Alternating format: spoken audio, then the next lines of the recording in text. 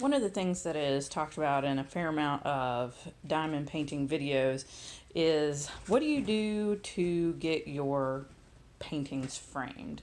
A lot of these pictures are kind of a strange shape, not super standard, and you end up having gaps, or you're going to end up having to get an expensive mat cut.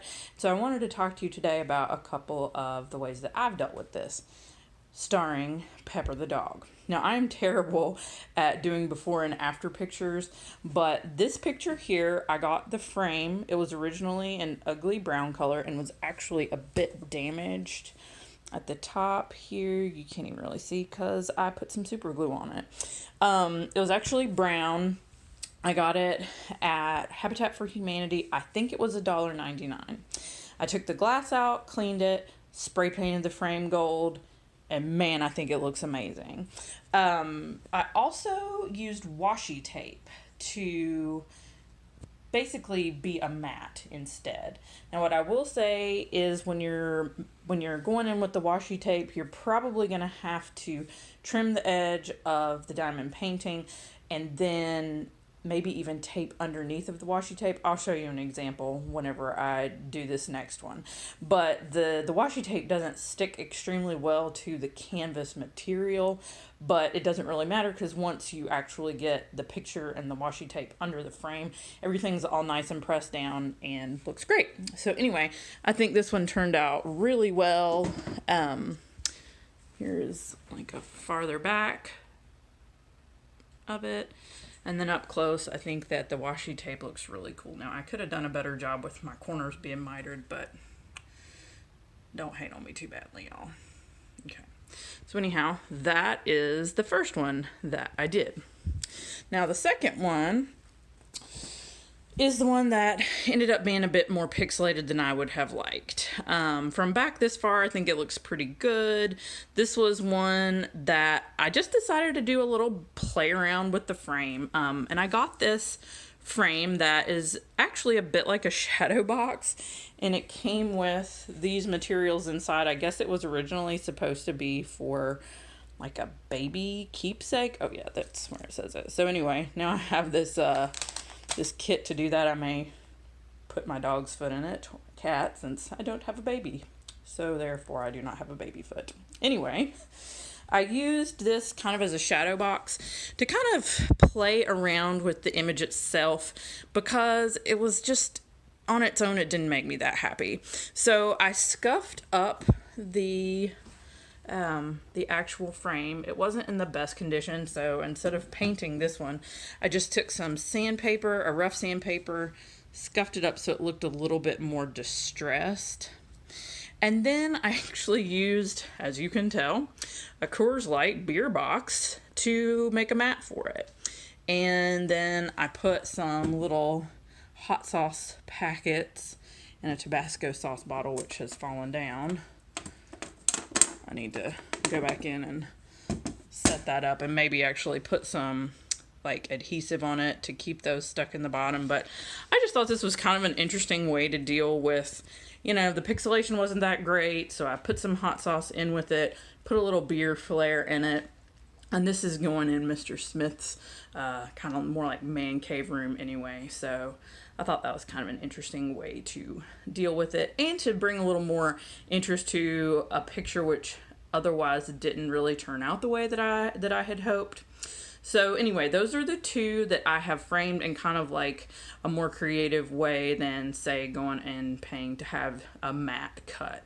So that might be something you would be interested in trying also. The one that I will be doing next is this one right here.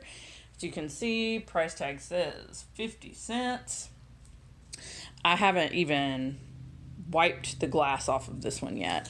Again, these are not super expensive, super nice frames or anything, but they work. And I tell you what, it's way better than spending $30 to $40 on the cheap end of getting something professionally framed when you're not really sure how much money you want to invest in these. Because let's face it, these diamond kits can be a bit expensive, and in the end you end up spending close to $30, $40 on a kit if you don't have a coupon. Then if you spend another $30 or $40 on getting the item framed, that gets pretty expensive quickly. So this is an alternative that I have found to making it even more DIY and kind of fun. So obviously I'm going to take out this homemade mat that's in there, and I'm going to use this frame to frame my cat picture, which is right here. After doing my third painting with diamond set, I caved and got a light table or light pad. I got mine off Amazon. I will link it in the description below. It's super nice. You can control the dimness and lightness of it just by touching the screen. It's just super easy to turn on and off. After seeing one of my friends who had one, I decided to go ahead and try it. It was only about $15 on Amazon. As you can see, it really lights up through there, but this one's complete, this diamond painting, so I'm really happy with how it turned out. And interestingly enough, here's the cat that I think it looks like, Patty. I'm such a sucker for tabbies. So anyhow, this was the latest diamond painting project I have done. It came from Paint with Diamonds. I was really impressed with the quality.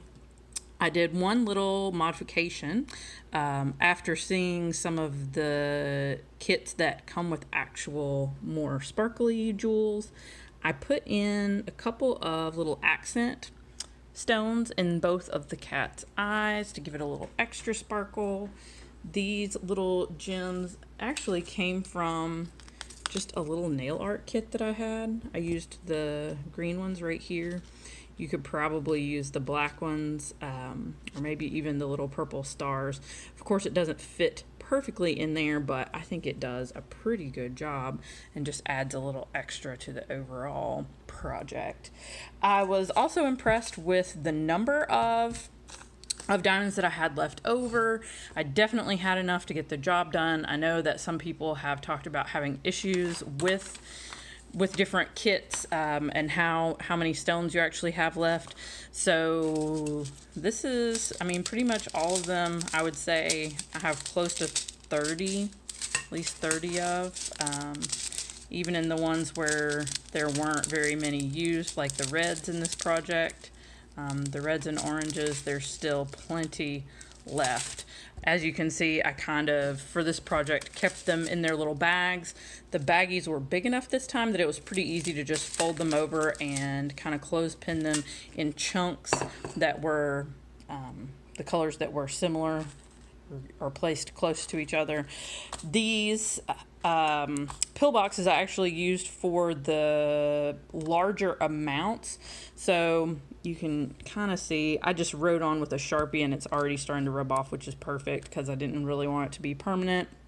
I'd like to get some acetone to see if I can't get the Monday, Tuesday, Wednesday, Thursday, Friday, etc. off of these so that I could just mark on these maybe with a Sharpie or a dry erase marker to make them more usable over and over again.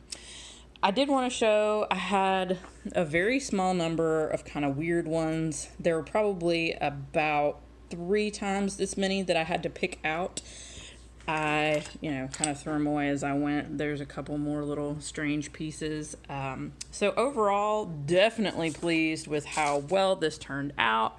I'm going to add a couple of pictures of the process and how it looked right here.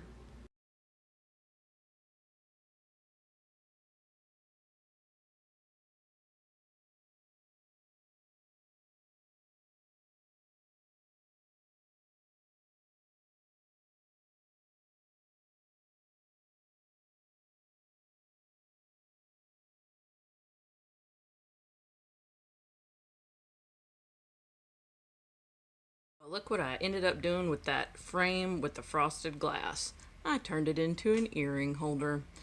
Always trying to find a use for different things. So that is a wrap on this video. I will be making another video pretty soon. In that video, I'm going to talk about what I like to watch and listen to while I'm diamond painting, some of my pet peeves, some of the tricks and tips I have picked up from other YouTube channels, and some of those channels that I find super inspiring. So until next time, ta-ta.